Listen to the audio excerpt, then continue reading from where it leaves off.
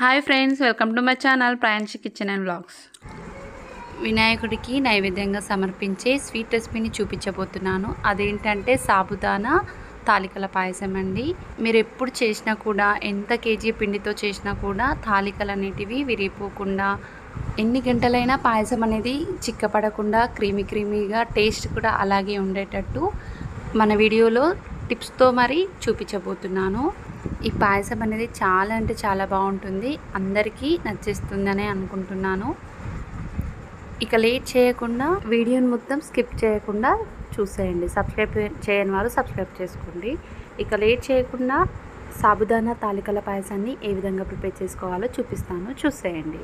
Stove on చేసి ఒక pan పెట్టుకోవాలి. అందులో మనం 1 కప్ వరకు వాటర్ని వేసుకోవాలి. వాటర్ మరిగేలోపు మనం ఒక చిన్న బౌల్ తీసుకోవాలి. అందులో 2 టేబుల్ స్పూన్ల వరకు సాబుదానాని వేసుకోవాలి. వాటర్ వేసుకొని 2-3 సార్లు బాగా కడిగి వాటర్ వేసుకొని ఒక హాఫ్ అన్ అవర్ వరకు నానబెట్టుకోవాలి. ఇది నానేలోపు మనం మిగతా ప్రాసెస్ చూద్దాం. రోలింగ్ బాయిల్ అవుతున్నప్పుడు 1 టేబుల్ స్పూన్ వరకు బెల్లాన్ని ఈ విధంగా తురుముకొని వేసుకోవాలి. బెల్లం అనేది పూర్తిగా కరిగిన తర్వాత మనం ఏ కప్పుతో అయితే వాటర్ తీసుకున్నామో అదే కప్పుతో 1 కప్ వరకు బియ్యం పిండిని వేసుకోవాలి. 1 కప్పు వాటర్కి 1 కప్పు పొడి బియ్యం పిండి కరెక్ట్గా సరిపోతుందండి. ఎక్కువ వేయకండి. పిండి అనేది వాటర్లో మొత్తం కలిసే విధంగా కలుపుకోవాలి. ఇలా కలుపుకున్న తర్వాత మూత పెట్టుకొని స్టవ్ ఆఫ్ చేసేసి మూత పెట్టుకొని ఒక 10 నిమిషాల పాటు రెస్ట్ ఇద్దాం. ఈలోపు మనం స్టవ్ ఆన్ చేసి ఒక చిన్న బౌల్ పెట్టుకోవాలి. అందులో ఏ కప్పుతో అయితే మనం రైస్లోనే తీసుకున్నామో అదే కప్పుతో 1 కప్ వరకు తురిమిన బెల్లాన్ని వేసుకోవాలి. ఇప్పుడు ఇందులోకి 1/2 కప్ వరకు వాటర్ని వేసుకోవాలి. నేను ఇక్కడ 1/4 కప్ వరకు వాటర్ని వేసుకున్నాను. బెల్లంని వాటర్లో ఈ విధంగా పూర్తిగా కరిగేటట్టు కరిగించుకోవాలి. జస్ట్ 2 మినిట్స్ వరకు కరిగించుకుంటే సరిపోతుందండి. ఒక పొంగు లేదంటే 2 పొంగులు వచ్చేంత వరకు కరిగించుకోవాలి.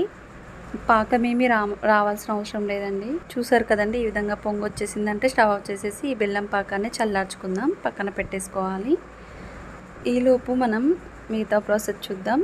మనం ఈ పిండిని సాఫ్ట్గా కలుపుకోవాలి. ఇది పూర్తిగా చల్లారకుండా లైట్గా చల్లారుతుంది కదండి, అప్పుడు మనం ఈ పిండిని ఈ విధంగా ప్రెస్ చేస్తూ చపాతీ ముద్దలా కలిపేసుకోవాలి.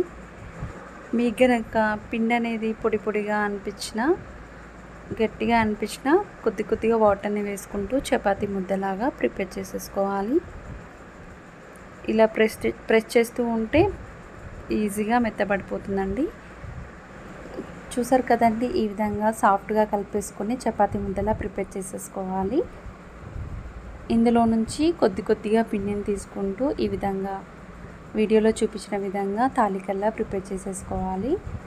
మరీ ఎక్కువ పొడుగా కాకుండా, చిన్నగా కాకుండా ఈ విధంగా మీడియం సైజులో చేసేసుకోవాలి తాలికల్ని. ఈ తాలికలను చేసేటప్పుడు చేతులకి నెయ్యినైనా లేదంటే లైట్గా ఆయిల్నైనా అప్లై చేస్తూ ఈ తాలికల్ని చేసేసుకోవాలి. ఇలా మొత్తం చేసుకున్న తర్వాత ఒక ప్లేట్లోకి వేసేసుకోవాలి. మనం ఆల్రెడీ ముందుగా మనం తాలికల్ని ప్రిపేర్ చేసేటప్పుడు చేతులకి నెయ్యిని అప్లై చేసుకొని తాలికల్ని ప్రిపేర్ చేశాను కాబట్టి ఈ తాలికలు అనేటివి ఒకదానికి ఒకటి అతుక్కోకుండా ఉంటాయండి. మనం తాలికల్ని ప్రిపేర్ చేసుకున్న తర్వాత చిన్న నిమ్మకాయ సైజ్ అంతా పిండిని అలాగే ఉంచుకొని ఇలా వాటర్ వేసుకొని ఉండలు లేకుండా ఈ బ్యాటర్ని ప్రిపేర్ చేసుకోవాలి. ఈ బ్యాటర్ అనేది పాయసంలో వేయాల్సి వస్తుంది. పాయసం చిక్కబడడం కోసం ఈ బ్యాటర్ వేయాల్సి వస్తుంది కాబట్టి ఇలా ప్రిపేర్ చేసుకొని దీన్ని ఇప్పుడు పక్కన పెట్టేసుకుందాం.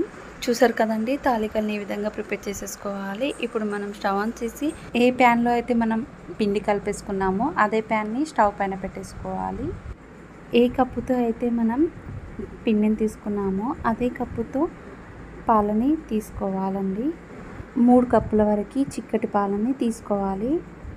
మీరు మెజర్మెంట్ కోసం గ్లాస్ అయినా బౌల్నైనా ఏదైనా సరే తీసుకున్నారంటే ఆ మెజర్మెంట్తోనే మీరు ఈ ప్రాసెస్ని కంటిన్యూ చేయండి.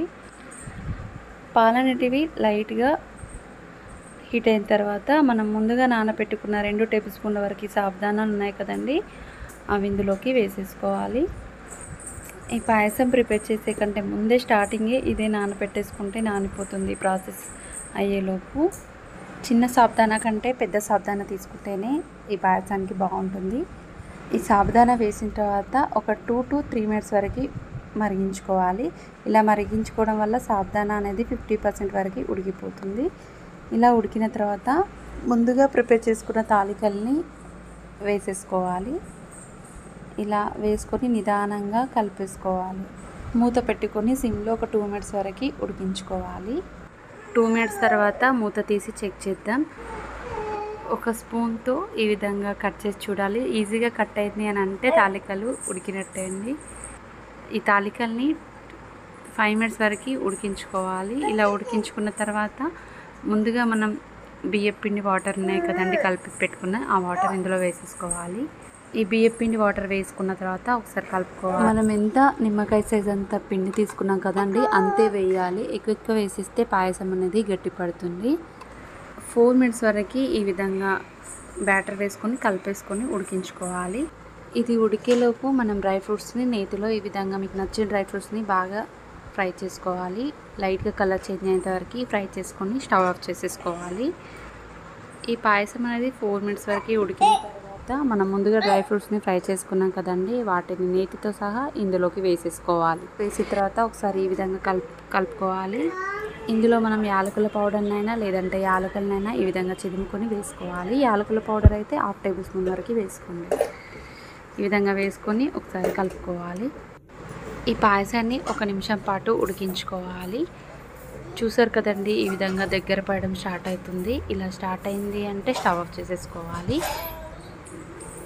స్టవ్ ఆఫ్ చేసేసి పక్కన పెట్టేసుకుందాం. ఒక 1 మినిట్ వరకు పక్కన ఉంచేసి గోరువెచ్చగా ఉన్నప్పుడే మనం బెల్లాన్ని కరిగించుకున్నాం కదండి వాటర్లో, ఆ బెల్లాన్ని ఇందులో వేసేసుకోవాలి. ఈ బెల్లం పాకం అనేది పూర్తిగా చల్లారకూడదు. గోరువెచ్చగా ఉన్నప్పుడు ఈ పాయసంలో వేశారంటే ఈ పాయసం అనేది అస్సలు విరిగిపోకుండా ఉంటుంది. పాలు కూడా విరిగిపోకుండా ఉంటాయండి. తాలికలు కూడా విరిగిపోకుండా చాలా బాగుంటుంది. ఇలా క్రీమీగా చూస్తుంటేనే నోరూరిపోయే అంత టేస్ట్ కూడా చాలా అంటే చాలా బాగుంటుందండి. ఎన్ని గంటలైనా ఈ పాయసం అనేది చిక్కపడకుండా అంతే ఉంటుందండి. మీకు కూడా నచ్చిందని అనుకుంటున్నాను. ఈ బెల్లం తాలికల పాయసం అనేది మీకు కనుక నచ్చితే మీరు కూడా ఒకసారి మీ ఫ్రెండ్స్కి మీ రిలేటివ్స్కి షేర్ చేయండి. వీడియోని మొత్తం చూసిన వారైతే నచ్చితే తప్పకుండా కామెంట్ చేయండి. సబ్స్క్రైబ్ చేయని వారు సబ్స్క్రైబ్ చేసుకోండి. పక్కన ఉన్న బెల్ని క్లిక్ చేస్తే నేను పెట్టే ప్రతి నోటిఫికేషన్ మీకు వస్తుంది.